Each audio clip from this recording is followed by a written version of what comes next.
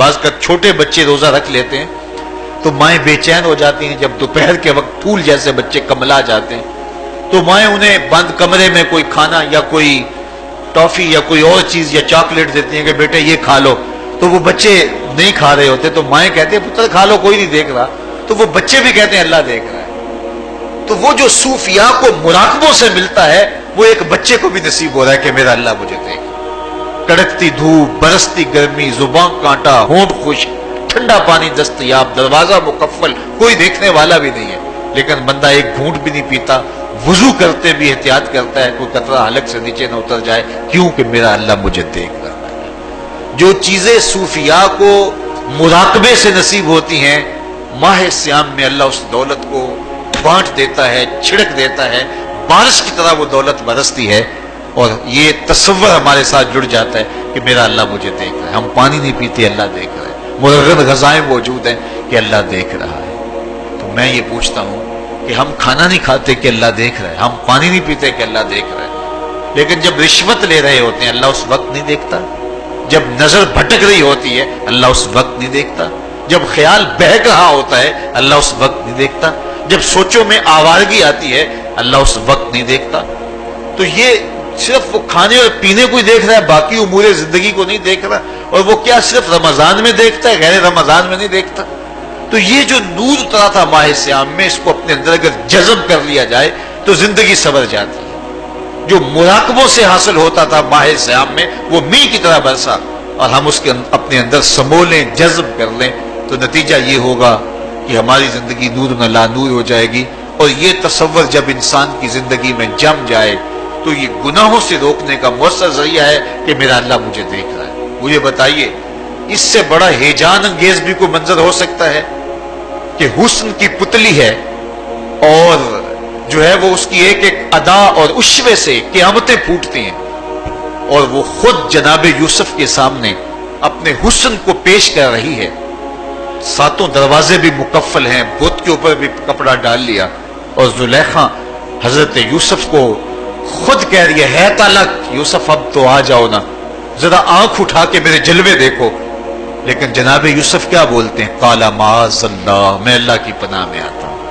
کہا تو 7 دروازے بند کر کے لوگوں کی نظروں سے چھپ گئی اور موٹا کھیس ڈال کے اپنے زوم میں اپنے جھوٹے خدا سے بھی شرم کرتی ہے اور اس سے چھپ گئی، میں اس خدا سے حیا کیوں نہ کروں جو 7ویں کوٹھری میں بھی دیکھ رہا ہے۔ پھر اتنی روشنیاں برسی، اتنا یقین برسا کہ گناہ کیا، گناہ کا تصور بھی محال ہو گیا۔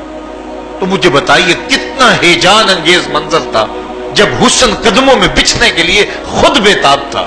اور حضرت یوسف جوان رانا ہے، جوانی اور شباب پورے باقپن پہ ہے، اور ادھر حسن مچل مچل کے قدموں میں بچھ رہا ہے،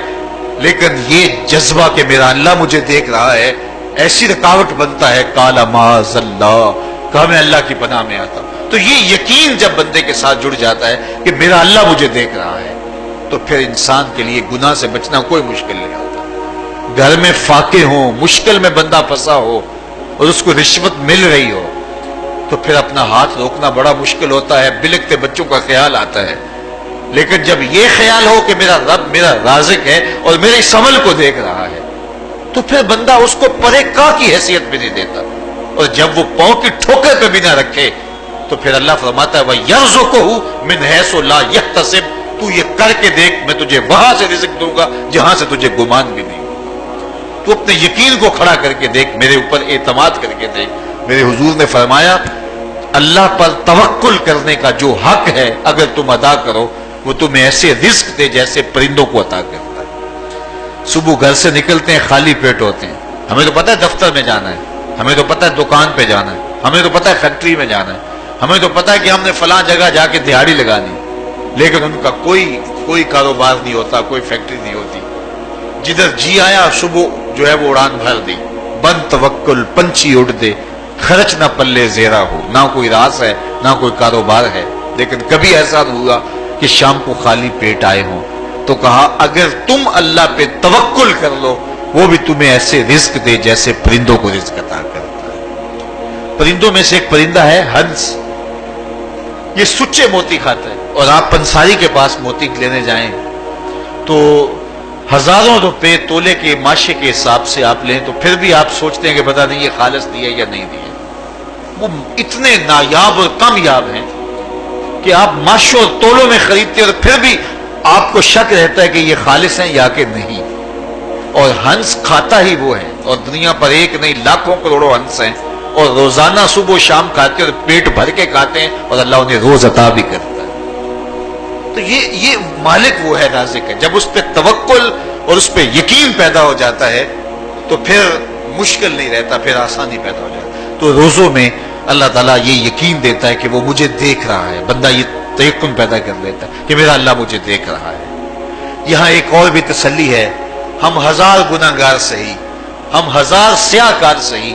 لیکن ہمارا رب پہ کتنا یقین ہے رمضان میں پتہ چلتا ہے کہ اس ذات پہ ہمارا کتنا تیقن ہے، کتنا یقین ہے، جس کو دیکھا نہیں، چھوا نہیں، بات نہیں ہوئی، جو تصور خیال کی حدود سے بھرا ہے. اتنا یقین ہے کہ ہم پانی نہیں لیتے، کھانا نہیں لیتے کہ میرا اللہ مجھے دیکھ رہا ہے. کاش کہ اس کو ہم اپنی پوری زندگی میں پھیلا لیں، اور اس کو زندگی میں جب ہم طاری کر لیں گے تو پھر گناہ کرنا محال اور ناممکن ہو جائے گا، اور زندگی نور علی نور ہو جائے گی. اور یہی تقوی کا حصول ہے. اچھی بات دوسروں تک پہنچانا صدقہ جاریہ ہے. ویڈیو زیادہ سے زیادہ شیئر کیجیے.